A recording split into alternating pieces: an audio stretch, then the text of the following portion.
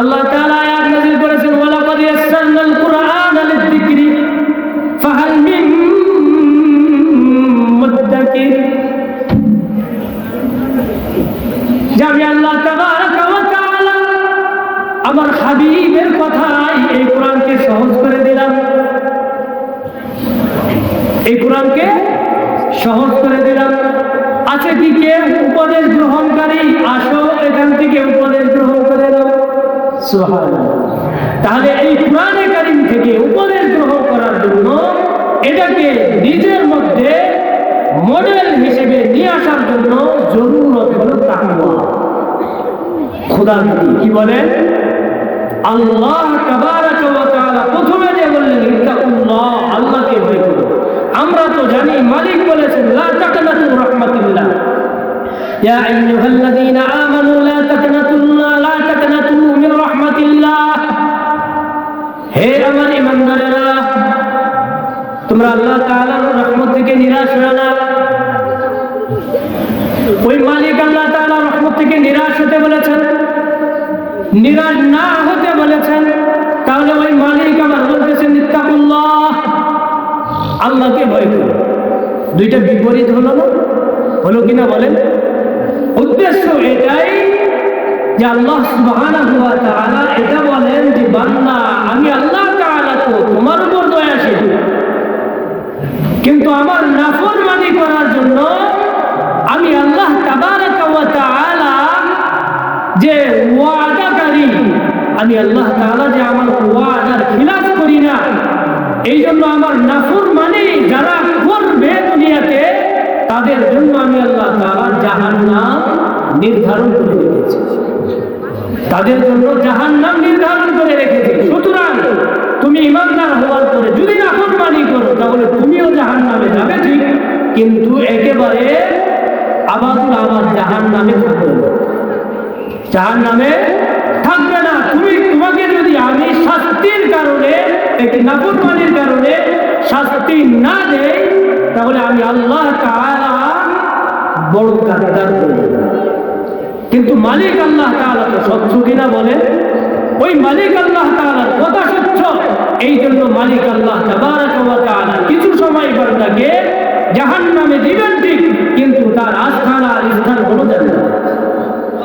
এই জন্য বারবার বলেন ইয়া আইয়ুহাল্লাযীনা আমানু ইত্তাকুল্লাহ, আই ইত্তাকু আযাবিল্লাহ মুঈনান ফি জাহান্নাম। যেই জাহান্নামের মধ্যে যেই বরাদ্দকৃত নির্দিষ্ট আযাব, এই আযাবের কি করো বলেন? এই আযাবে ভয় করো। মালিক আল্লাহ তাআলা এটা বুঝিয়েছে। এই পুরা কোরআনে কারীমটা আল্লাহ তাবারাকা ওয়া তাআলা যে নাযিল করেছেন, আল্লাহ তাআলা তো কালামুল্লাহর প্রথম শুরু লগ্নে এই কথা বলেছেন, আলিফ লাম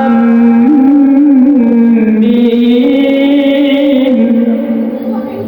এটা হুরুফে মুকাত্তাআত, এগুলোর কোনো অর্থ নাই। আল্লাহ তাবারাকা ওয়াল্লাহু আ'লাম বিমুরাদিহি বিযালিক, এটার উদ্দেশ্য মাত্র মালিক আল্লাহ তাআলাই ভালো জানেন। আল্লাহ তাআলা বলেন যালিকাল কিতাবু লা রাইবা ফীহি, এটা এমন একটা কিতাব, আই লা রাইবা ফী হাযাল কিতাব, এই কিতাবের মধ্যে কোনো সন্দেহ নাই। হুদাল লিল মুত্তাকিন, আই হাযা হুদাল লিল মুত্তাকিন, এটা মুত্তাকিদের জন্য পথপ্রদর্শক। তাহলে আল্লাহ তাআলা যারা তাকওয়া অবলম্বনকারী, যাদের ভিতরে আল্লাহ তাআলার ভয় আছে, এদের জন্য এই কালামুল্লাহ আল্লাহ তাআলার কোরআনটা হলো কি? হিদায়াত, পথ নির্দেশকারী। আচ্ছা, এখানে হিদায়াত কথা উদ্দেশ্য এটা নয় যে হাদিনা ইসালু ইলাল মাকতুব, যে এটা একেবারে আমাকে জান্নাত পর্যন্ত নিয়ে চলে যাবে, বরং না, এটা ইরাদাতুত তরিক, এটা জান্নাতের আমাকে পথ দেখাবে, এটা আমাকে জান্নাতের পথ দেখাবে। এটা যদি জান্নাতে একেবারে ইসালু ইলাল মাকতুব হতো, যে এটা আমাকে জান্নাতে একেবারে নিয়েই ছাড়বে, তাহলে যে হাফেজে কোরআন হতো, যে কেবল মুখস্থ করতো আর কোনো আমল করতো না, সেই জান্নাতে চলে যেত কিনা? কিন্তু আল্লাহ এমন করেন না, বরং নাফরমানি করলে আল্লাহ জাহান্নামে যেতে হবে। আর কেউ যদি নাফরমানি না করে তাহলে হাফেজ হওয়ার জন্য আল্লাহ তাবারাক ওয়া তাআলা অতিরিক্ত 10 জনকে সুপারিশের অনুমতি দিবেন, তার মর্যাদা আরো বৃদ্ধি করবে। তাহলে এটা হুদাল লিল মুত্তাকিন কাদের জন্য? হিদায়াত কাদের জন্য? মুমিনদের জন্য। এটা মুত্তাকিদের জন্য। তাহলে ঈমানদারের জিনিস, তাকওয়ার জিনিস। আশহাদু আল্লা ইলাহা ইল্লাল্লাহ ওয়া আন্না মুহাম্মাদার রাসূলুল্লাহ, সাক্ষ্য দিয়েছি, বলেছি আমি ইসলাম গ্রহণ করেছি, মুমিন হয়ে গেলাম।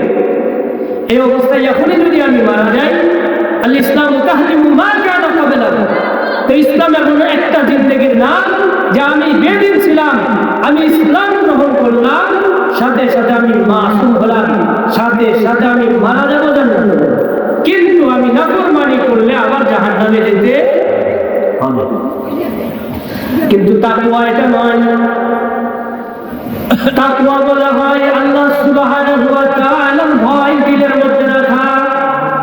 মুত্তাকি বলা হয় ওই ব্যক্তিকে যে নাকি আল্লাহ সুবহানাহু ওয়া তাআলাকে ভয় করে করে আল্লাহ সুবহানাহু ওয়া তাআলার গোলামি করবে, কোনো গুনাহমূলক কোনো কাজ করবে না, কোনো কাজ করবে না, একমাত্র গোলামি করবে আল্লাহ তাবারাক ওয়া তাআলা, আর অন্য কারো দাসত্ব আর গোলামি করবে না। ভয় হলো 3 প্রকার। কয় প্রকার বলেন? ভয় হলো 3 প্রকার। এক নম্বর খৌফুন মানে ভয়, 2 নম্বর খাশিয়াতুন মানে ভয়, 3 নম্বর তাকওয়া মানে ভয়। কিন্তু ভয়ের স্তর আছে না? আসলে খৌফুন ওই ভয়কে বলা হয় পৃথিবীর জমিনে সচরাচর চলাফেরার ক্ষেত্রে একজন আরেকজনের সাথে কলহ বিবাদ আর হট্টগোল গন্ডগোলের মাধ্যমে যদি কেউ কারো প্রতি আশঙ্কা থাকে, সে তাকে আঘাত করবে, মেরে ফেলবে। এই জন্য মসজিদ থেকে, বাড়ি থেকে মসজিদ পর্যন্ত অন্ধকারে হেঁটে যায় না, এমন ভয়কে বা বাজারে কোনো জায়গায় যায় না, এমন সব ভয়কে খৌফ বলা হয়। কি বলা হয় বলেন? খৌফ বলা হয়। খাশিয়াতুন